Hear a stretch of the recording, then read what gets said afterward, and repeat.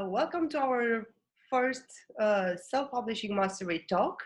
I'm AG Bilik, and my guest today is the wonderful Marya West. Marya, welcome. I'm so happy to have you with us, and thank you. Thank you, Andrea, so much for this. This is just so wonderful of you. Oh, it's so wonderful of you to accept our invitation. And for those who don't know you yet, I have to tell that you've been a spiritual teacher, a leader in the field of emotional and energetic healing, and an internet radio show personality for many years. And well, more recently, since 2014, you are also an author. And actually, you wrote this wonderful book, Left Wide Open, The Rude Awakening of the Heart-Based New Humanity, which I think everyone should read, even authors, because I think success, it's a mindset and more than this. What do you think? Yes, absolutely, absolutely. And it's not so much about a success as it is about really wanting to positively inspire people to be themselves and to live their bestest life, so to speak, regardless of their current circumstances or their past. Because so many of us, we have so many stories of brokenness, and many people will just stay there. They'll stay there and they'll just repeat the story, and they don't know what else to do.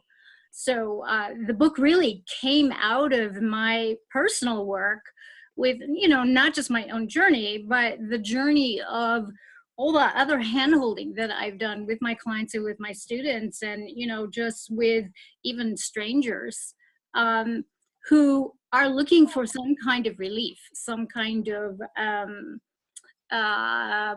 marker that lets them know that they're good and they're okay and they have skills, and you don't have to be some rock star or movie star or special or famous or come from some famous name to be somebody, because we are all somebody. We're all divine, and that's what this book is really pointing to.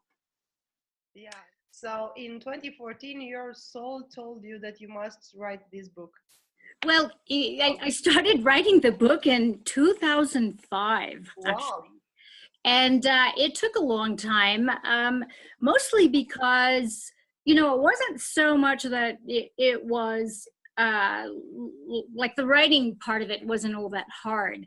But what was hard was that I had to, for all intents and purposes, downset my frequency to go back and recapitulate my own journey, because at that point I had stopped talking about my story of my past and my all my traumas and all abuse. So I had to go back and do that, and that was very it was so against really my own practice that that challenge was painful to relive it, actually. So so that was one of the things. And then it was originally supposed to be published in 2013, and it was rejected.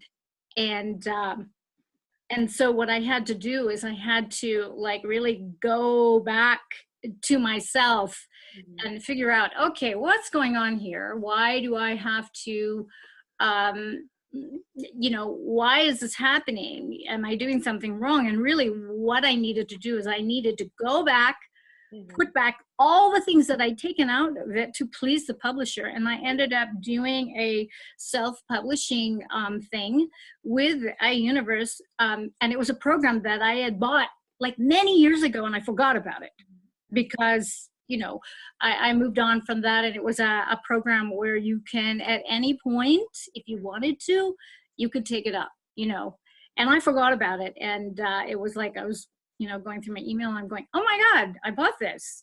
And so it was really a matter of putting back everything that I'd taken out and redoing it, and you know, their platform is very much plug and play, and you know, they have all their people that step in and help you.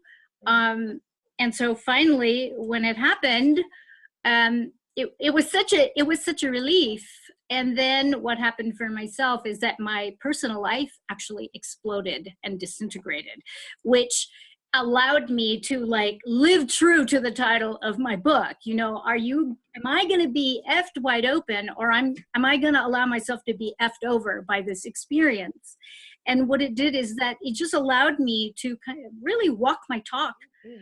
But so it turned out in the end that self-publishing was a better choice from you than than the traditional. Yes, it allowed me the freedom to basically say what I want.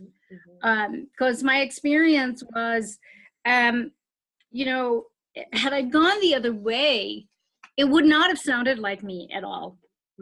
Not at all. In fact, I just went through a whole purging ceremony where I found, you know, that version of it, and I pitched it.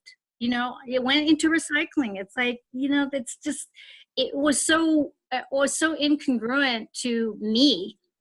You know, it was more a reflection of, you know, a compromise that you make, you know, that just wasn't going to serve. It wasn't going to serve me at all. So I stuck to it, and I have no regrets about it whatsoever, you know, and things open up. So you're saying that in a world where everybody, you know, just puts out a model and says, oh, you should do this, or you should do that, or you should follow path, the way to write like a successful nonfiction book. We are talking about nonfiction because you're a nonfiction author. So one of the main ingredients is just to be authentic and absolutely as authentic as possible, and really line up with you know, it really is an expression of your core. And you know, and I think at all costs you have to be honest. You have to be brutally frank about it, because I think people are going to figure it out whether you're actually pretending or whether you're for real, you know. And you know, one of the nicest feedbacks that I've gotten is, you know, that people tell me that they like that I tell it how it is, but I don't dwell on how it is. I don't dwell on what is, because, you know, there's a lot of things that are true that are pretty awful, and you don't want to focus in on that, because when you start focusing in on what is and what's true, everything that's manifested already is already past. It's old news. So, you know, the sort of leading edge of manifestation is not yet seen. So to have the faith in what's coming that is more aligned with you, and you lining up to that, is really where it's at, regardless of, you know, the circumstances. And because we get too bogged down, I think, on what is true. Where that just becomes our sort of launching pad for everything that we do, and it's just it never ends well, you know, when it's like that, you know. So there is a lot of talk these days about how writing and publishing a book can help professionals in various fields position themselves as experts. Like when you go to a conference, they will not give you like a business card, they will give you a book. So yes, this is so true. What do you think about this? Well, I think that I think, like, I get it. It doesn't work for me though. You know, it just, like, I don't, I see that as more a sort of forced strategy. It's like, you know, when I field people, and I've gone to quite a number of events and conferences where, you know, that's just kind of the thing, and it's so narcissistic and sociopathic in just so many ways. Like, it freaks me out that, you know, people like get in my face and they're shoving a book in my face, and they're, you know, telling me all about them. And, you know, and I understand that to a degree there is that you have to be comfortable in really sharing what it is that you do. But when it's a strategy and that's all there is, and all I'm feeling is this sort of yang, masculine, overdoing energy of trying to make things happen. For me, it just shows me that, you know what, you haven't really touched into your being, even done the vibrational work first. So you have to do and make things happen. And for myself, I like to, I don't do anything unless I feel inspired to do it. And, a lot of people think that, I'm like lazy, and I'm not at all. I mean, I am definitely a power doer, a former power doer. I'm a recovering doer, in the sense that I'm really seeing that when you align yourself with really the truth of who and what you are and your message, the doing becomes inspired. And there's no struggle in it. There's no making things happen. People show up. There's a synchronicity and a flow and a supportive universe that conspires and co-creates all these kismet meetings where you meet that person and that person, that person, that person. And that has been really my journey in everything that I've endeavored to do. That I felt in my own being that, oh, that would be fun to do. That would be fun to do. And, so I don't go to those conferences anymore because it's not fun for me. I don't enjoy it. And people just seem so constricted and so uncomfortable, even though they're like, kind of like in your face. It just isn't natural for me. So I see the value in it, and especially in, I think when you're in a niche where there's competition and all that kind of stuff. But then for me, I see that in a broader view where if you have that mentality, the competition, then there's scarcity consciousness, that there's only so much, and you best get in there and, and in the process, knock everybody else out. And I don't relate to that. I really see the world and the universe as abundant, and there's a place for all of us. In fact, that's the whole point, I think, is that we each, no matter who you are, we have a part to play in, this evolution that we're doing, where we're closing the gap between, our eternal God self and the physical self that's here trying to slug it out, and what we need to do is we need to just rise. And the true ascension, I think, of humanity, the awakening of the heart-based new humanity, is realizing, oh, my true self is here and ever becoming, ever being, and my earth self needs to rise and meet up. And that's what we're doing. And I think that's what the true ascension is. And then a lot of people, they just get caught up in their circumstances and what is, and feel bad. And that becomes, the sort of habitual place that they reside. I have gotten some, really intense blowback because of the title, because of my work. I had in 2015, right after the book was launched, I had a big, huge membership website, and that had all my videos, all my teachings, all my classes, the workbooks, audio, all my radio show archives, and over 52,000 people on my list, and and it was hacked. And I remember I was like, in fact, I was moving from California to where I am now, in the high desert mountains of the Southwest in America. And my assistant called me and said, your website is gone. And I'm going, what do you mean? And she says, it just goes to white light. And that was it. All the content, we're talking 12 years of content, disintegrated. And I started getting trolled by all these internet crazy people. My YouTube channel went, so now I'm like starting from this, baseline reality. And I thought of myself, okay, so am I really a victim of this, or maybe I just outgrew this? And I realized that there was so many things that I had outgrown, that to be able to take the teachings of, I'm in my 30th year now. So to take the teachings and distill it into its very bottom line form. Mm-hmm. And so everything happened as it was to happen. And instead of feeling victimized, moving into that place of feeling victorious. Yeah. And quite often the losses that we experience, they're not even losses.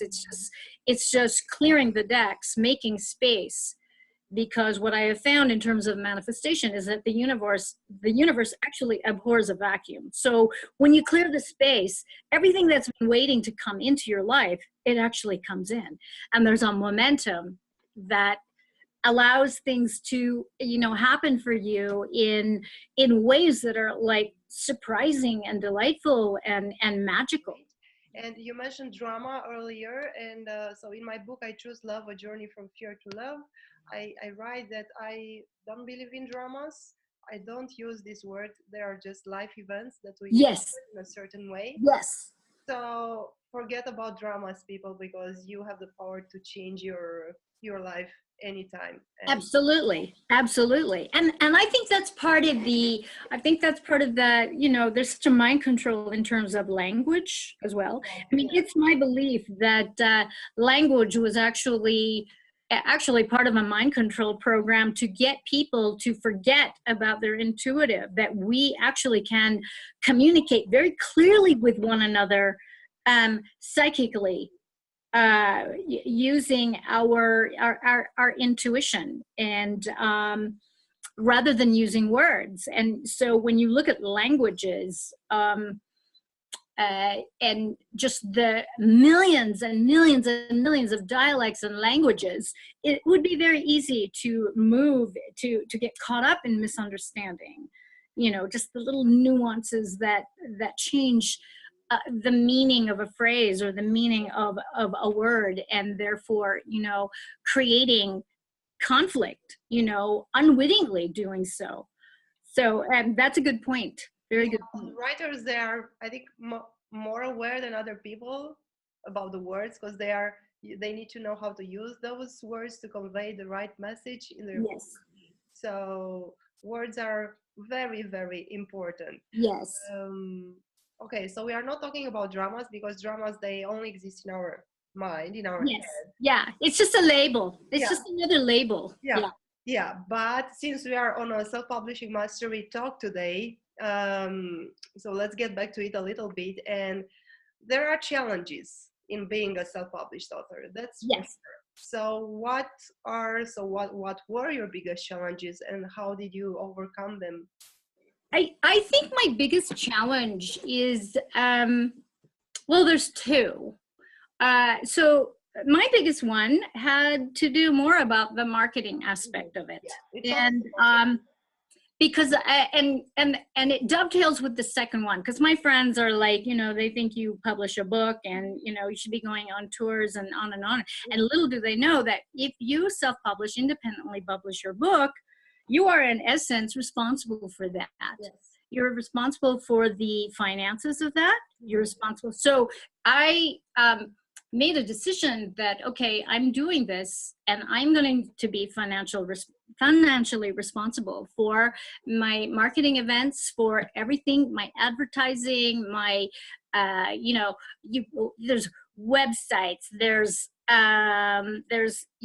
all the sort of book tours, the book signings, and a lot of people don't realize that a lot of this stuff is pay to play.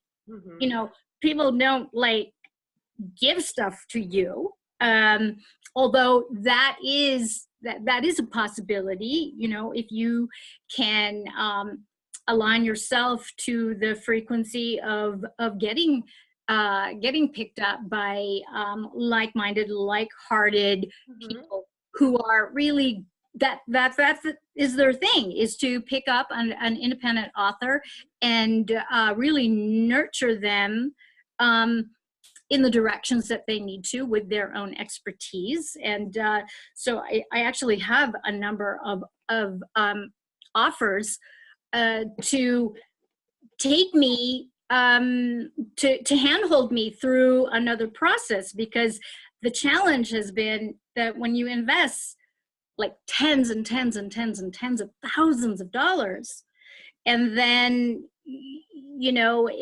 then you sort of run out of money. I know so many independent writers who publish books and they're bankrupt.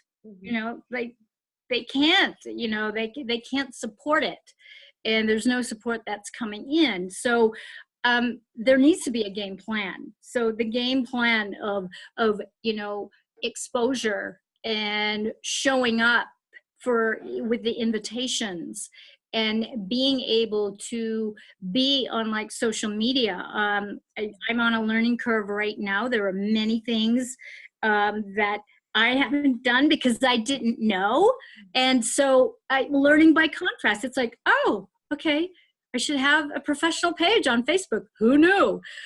You pointed out just the other day in your email that to have an Amazon writers page, never occurred to me. So I did it last night. You have it. I saw it. You have it. It looked great. So. Yeah. So these are the things, and then redoing your website, offering offering incentives and gifts. So when I do book signings, I invite people to join my email list, and I make the solemn promise. It's not a problem. It could be a problem if you're like a spammer, and I've given my email to so many people, and then they're emailing me with their marketing like 3-4 times a day. It's like, oh my God, get away from me. So I just unsubscribe from that kind of stuff. So I make the promise that I'm not going to do that. I'll email you occasionally, but I'm not the kind of newsletter, I just don't go there, because it isn't inspiring to me. And I know for myself, I get annoyed with that stuff, Yeah, me too. So, but to offer value and a continuation in not just offering value, but offering inspiration and offering a sort of place to land. So I have a lot of, free trainings that I share with people, because, sometimes, I think a lot of really good stuff in this universe is free, frankly, so I like to share like things that I discover, just as tips to like deal with somebody that's annoying you, or dealing with, feeling annoyed. Okay, how do we get out of that one so it doesn't become our, sort of habitual launching pad for everything that we manifest? Because when that's the case, then you just bring more things into your life that are annoying, and that will like go, see, the universe is annoying. So, I'll share kind of, fun stuff like that. And that's important, because people want to connect with you. So your book is available as an ebook, paperback, hardcover. Yes. I just heard someone telling that, the ebook sales are dropping again. So what can you tell us about sales? So people, they read nonfiction mostly as in digital or in print? Well, I think it's both. I know that in my experience, I know people who, they like to buy the hard copy. I also like to buy the digital copy. So it's a very interesting thing. And the other thing that I'm working on is actually doing a do-it-yourself audio version of the book. So I'm doing that right now. And it's, it's piecemeal, because I have to have a set of time to be able to read where there's no noise and there's not, all that kind of stuff. But that's what I found, is that most people who buy the ebook will also buy the paperback. Okay. And actually, I do the same thing too. I'll buy the ebook and the paperback. So yeah, it's good to Simply have because I like to mark up stuff, like all my books. I'm not very nice to them because they're well worn, and I have notes. I've got highlighters, and I'll have pieces of paper in there. Just because I'm paying attention. I'm paying attention to my own emotional journey with it. And it's part of the fun too, I think. Books are my friends. Yeah. I'm not much of a, I'm not a party person. I live in the middle of the desert, so there's not a whole lot going on here except for nature.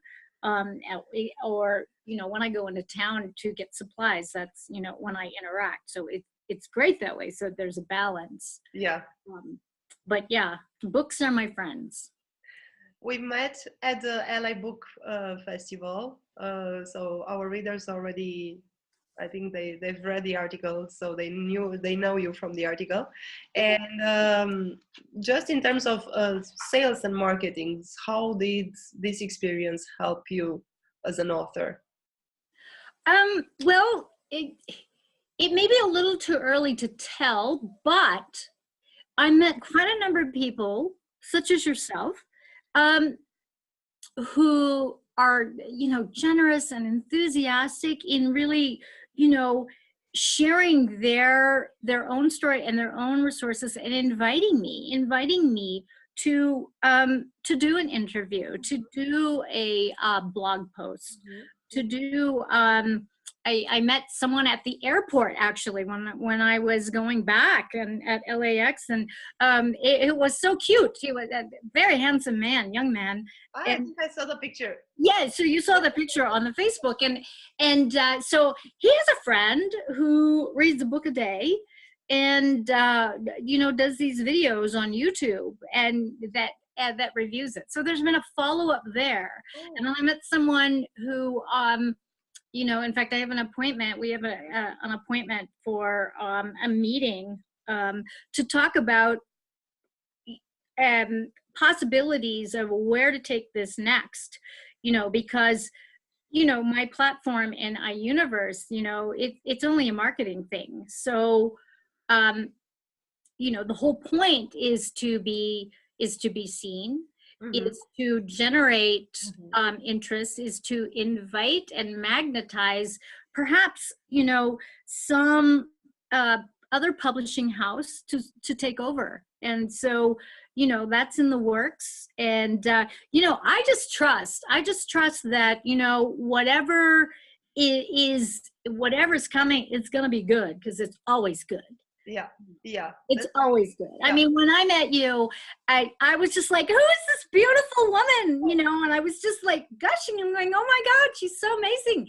And and these are my experiences, where people follow through. Yeah. And we connect, and we share.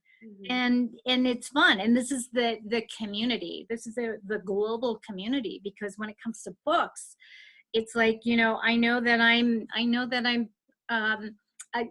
here in the States, but I notice that a lot of people in other countries, most of my clients, my private practice clients, are in other countries. They're not even here in the United States. So there's that, there are all these foreign markets other than the US. Yeah, definitely. Yeah. So I'm like, I'm open to receive. Yeah, that's the best. Yeah, and it's exciting. It's fun because it's like everything is surprising and delightful and so positive and warm and generous, because I think that's really our true nature as human beings. Yeah. That, we want to help, we want to share. Yeah, true.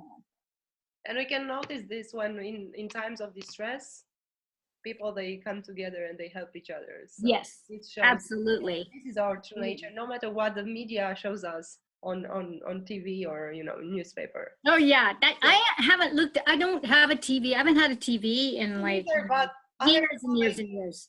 Yeah. What's the point? I really believe that there's more beautiful things happening than there are in that limited, and it's agenda ridden. So, you know, you just, yeah.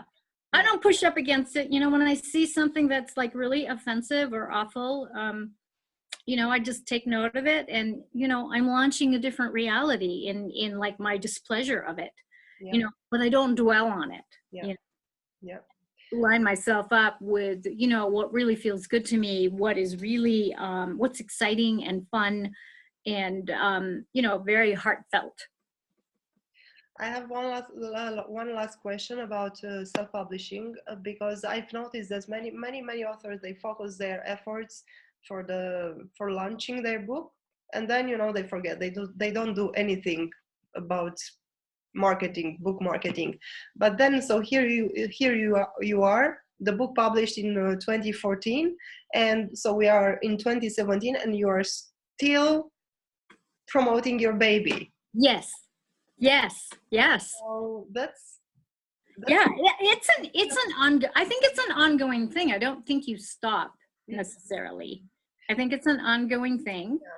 And I really didn't start marketing my book until really last year. You know, because of what had happened in California, and, you know, the big breakup and all that kind of stuff, and moving and everything. I literally was in the fetal position for about a year. And then, you know, really started feeling better, and started gaining more momentum, and started being more inspired about, you know, marketing. I mean, I knew I was going to do it, and I was just waiting for the timing. True. Yeah. So I'm not, you know, one of those things, you know, I'm not really in that, you know, push kind of thing. I believe in divine timing. Yeah, I believe it too. And I don't think that push really works. No, it really doesn't work. Yeah, no. Yeah. Okay, so how can we connect with you? My website is maryawest.com, marjawest.com, and I have a free training as a gift for the opt-in, and it's called The Nature of Reality, and it's a really fun training, and I really talk about the ways in which our reality is perception managed, so that, you know, we can be more aware of where it is that, you know, those seeds are being planted, that we're not okay. And then I also talk about the 3 major tenets of what I call New Age bullshit that, you know, really gets people all spun out, because a lot of those tenets are very, very difficult to uphold. And so it's another way to get people to focus in on, oh, I'm just not good enough. I can't do it, you know. And so I out all that, and I've got some, you know, programs that people can engage in. Those are paid programs, so it's all there. And then I'm going to be starting the blog soon. And so, you know, it's just all in divine timing. And so there's like this cauldron. Yes. And don't forget about the book.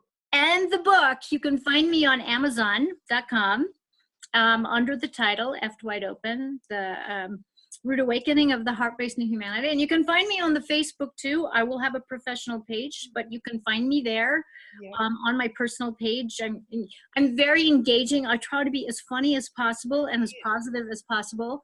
She is, I can tell she is. Lots of great stuff on her page. So I like to have fun. Yeah. Me too. So spirituality is not about being all serious and locked up in a room in your house. Yes. And anybody can email me too at dakinikiss@gmail.com.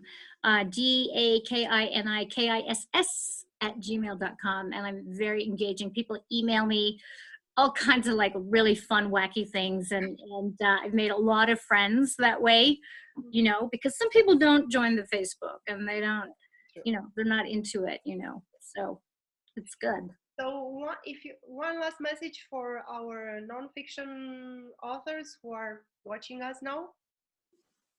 Yes. Be true to yourself. Be true to yourself, be true to your heart, be true to your soul.